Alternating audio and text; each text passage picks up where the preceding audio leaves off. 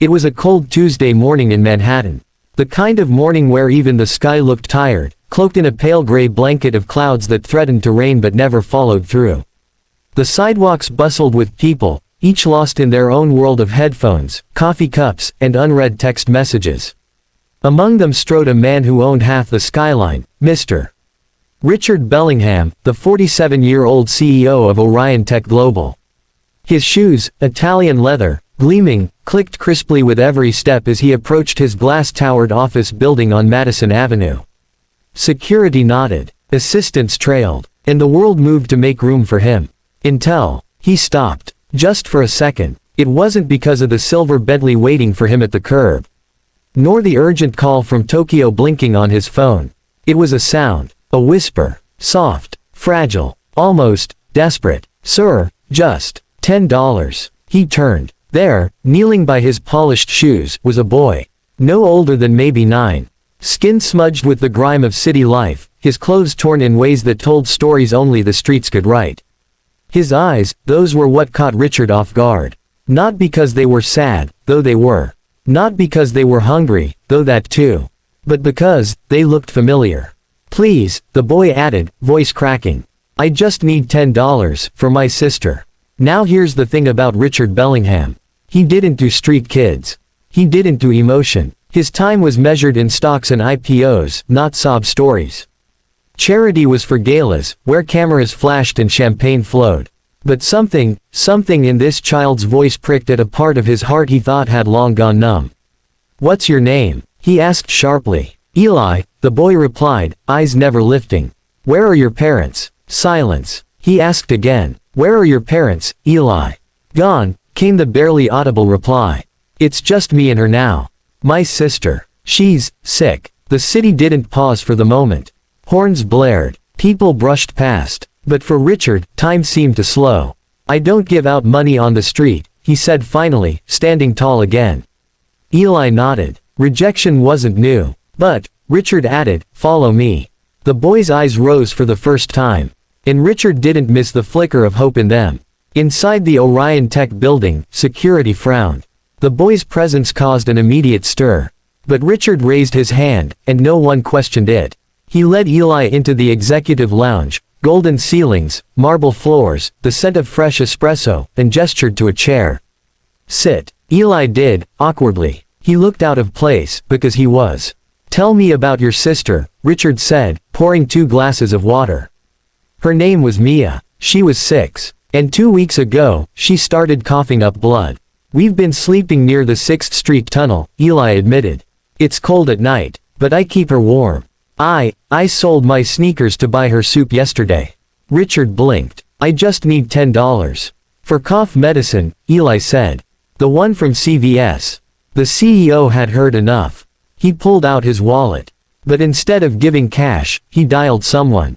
Within minutes, a private company doctor arrived. Then a car. Then a visit to a clinic. Blood tests. An X-ray. And finally, a diagnosis. Severe bronchitis. Early-stage pneumonia. The child had been on the brink. She could have died within a week, the doctor said solemnly. Richard sat silently outside the clinic room as Eli clutched his sister's hand, tears staining his dirt-covered cheeks. It wasn't about the $10 anymore. Later that night, Richard sat in his penthouse, wine untouched, city lights flickering below. For the first time in years, he didn't check the markets. He didn't open his emails. He just thought about the boy, about the whisper, about the world he had forgotten. He called his assistant. "Set up a trust," he said. "For Eli and Mia." "Yes, sir. And find me everything about where that boy came from." "Of course, sir." But what he didn't expect was what they found next. Eli wasn't just a street kid. He had a file, a sealed one, tied to something far bigger than sickness, and far closer to Richard's past than he could ever imagine. The next morning, the skyline looked the same, but Richard Bellingham felt entirely different. He had spent the entire night poring over old emails, distant memories, and the thin report his assistant had delivered to him at 3 a.m. The document wasn't official, but it was clear. Eli's case was part of a lost foster registry, filed under a social worker who had died 3 years ago. There were no records of adoption. No known living relatives. But the part that shook Richard the most was a single scanned photograph, attached at the end, dated 20 years back, of a younger man holding a newborn wrapped in a fraying blue blanket, a woman beside him smiling through exhaustion. That man was Richard. He stared at the image in disbelief. It had been taken when he was only 27, when he and his college sweetheart, Hannah, had tried to start a family after her first pregnancy ended in tragedy. That was their son, but Hannah had fallen ill shortly after. Their child, born premature, had medical issues. And Richard, ambitious, cold, unable to process grief, had left it all to her. When she died during treatment, he was out of the country. Her family took over, and what happened next was buried in silence. He had been told the baby never survived. That there were complications. That was the story he clung to because the alternative hurt too much. But now here was a boy with familiar eyes. And a truth that refused to stay buried. Richard returned to the clinic, heart pounding like the pistons of the first company machine he had ever built. He found Eli curled beside Mia, both children finally warm, safe. He watched them for a long time before speaking. "Eli," he said softly, "do you remember anything about your mother?" The boy looked up, unsure. "Her name was Hannah, I think. She used to sing to me. Somewhere Over the Rainbow. That song. That damn song." Richard had sung it to Hannah in the hospital once, holding her hand during labor. A lump built in his throat. "And your father?" he asked. Eli shook his head. "She said he was busy. That he worked in big buildings. But he loved me, he just didn't know how to show it." Richard collapsed onto the chair beside him, a man made of empires, undone by the tiniest pieces of a memory. He knew now, without doubt. This boy was his son. And Mia, his granddaughter. But how do you tell a child that? How do you explain that your success came at the cost of forgetting your own blood? Richard didn't. Not yet. Instead, he moved them. A private apartment. Full-time nurses. Tutors. Therapy. Clothes with tags still on them. The works. He visited daily, quiet at first. Eli was cautious, but polite. He never asked for anything again. And every night, when Mia slept, Richard and Eli would sit by the window. "What do you want to be when you grow up?" Richard asked once. "An inventor," Eli replied. "Like the man who makes those big tech things. Like Orion Tech." Richard laughed softly. "That man's not as smart as you think," he said. "He forgot the most important things chasing the wrong ones." Eli blinked. "Then maybe I'll invent something that helps people remember." That night, Richard cried in the elevator all the way down. Silent tears. No one saw. As weeks passed, a transformation occurred. Not just in the children, but in Richard himself. Shareholders noticed. His tone in meetings changed. Profits were still high, but now philanthropy took center stage. Orion Tech launched new social programs, housing initiatives, health grants for the homeless, education drives in underprivileged neighborhoods. No PR stunts. No press releases. Just impact. Behind it all, one whisper echoed in his mind, "Sir, just $10." 3 months later, Richard took Eli to a quiet park in Brooklyn, one where he and Hannah had walked long ago. They sat by the fountain, sharing ice cream. "There's something I need to tell you," Richard said, nerves crawling up his spine. "It's about your father." Eli turned, curious. "What about him?" Richard swallowed hard. "He's not a stranger. He's me." Silence fell like snow. The boy stared, blinking, confused. "What?" he whispered. "Your mother, she was my wife. I thought you were gone. I never knew. If I had, I would've," but Eli was already standing. His hands trembled. "You left her," he said. "You left us." Richard stood too, hands open, helpless. "I was wrong. I was young. And I paid for it in ways you can't imagine. But I found you again, and I swear, I'll never." Eli broke into a run. And Richard didn't follow. He waited. The next morning, Eli returned. Quiet, calm. He placed something on Richard's desk, a small hand-drawn blueprint of a device labeled, "Memory Catcher." Below it, scribbled in shaky handwriting, "For people who forget what matters." Richard lifted it with trembling hands. "You made this?" he asked. Eli nodded. "Can I still be your son?"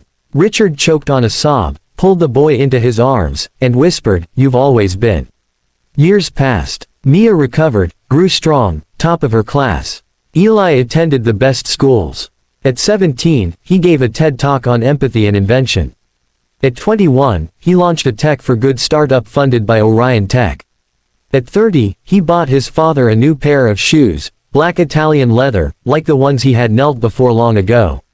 Still shining? Richard asked, teary. Still remembering, Eli said. Was the day of the Orion Tech Global Future Forum, a stage once meant for billionaires and boardroom legends, now graced by a young man whose life had once hinged on a whisper. The event hall buzzed with anticipation. Bright lights, global cameras, thousands of eager attendees, entrepreneurs, scientists, dreamers, packed into the massive auditorium, all waiting to hear from the newest tech prodigy, Eli Bellingham. The backdrop screen glowed with his company's mission, Rememory Technologies, building devices that never forget what truly matters. Yet as Eli adjusted the mic, eyes scanning the room, what he saw wasn't the flash of wealth or the weight of power. He saw a man sitting in the front row, gray hair, hands clasped, proud tears barely hidden behind a steady smile. His father. The man he'd once knelt before in the cold, begging for $10, not for survival anymore, but for a sliver of dignity. That man had changed the course of his life, not because he gave money, but because he stopped to listen. Now, the world was listening to him. Eli took a breath and began. 13 years ago, he said, I asked a stranger for $10. Not because I wanted it, but because I had no choice.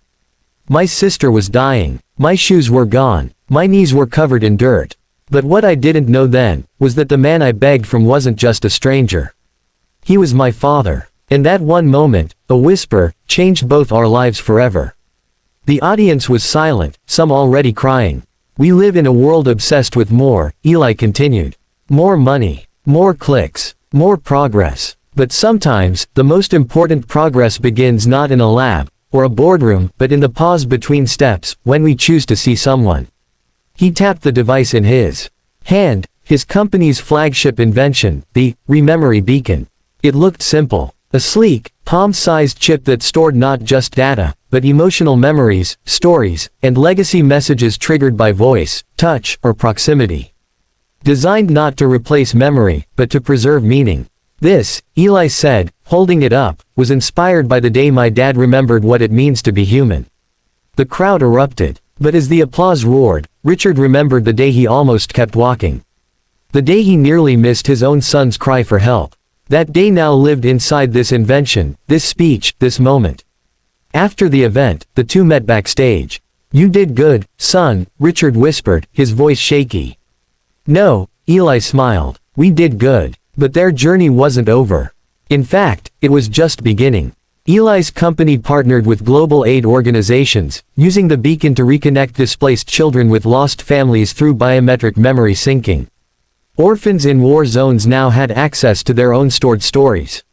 The homeless could carry digital proof of identity, health history, even personal wishes. Alzheimer's patients used it to recall loved ones' voices when clarity faded. And in every unit shipped, hidden in the firmware, was a short audio file, a tiny whisper from Eli himself. Sir, just $10, reminding users, silently, of the story that started it all.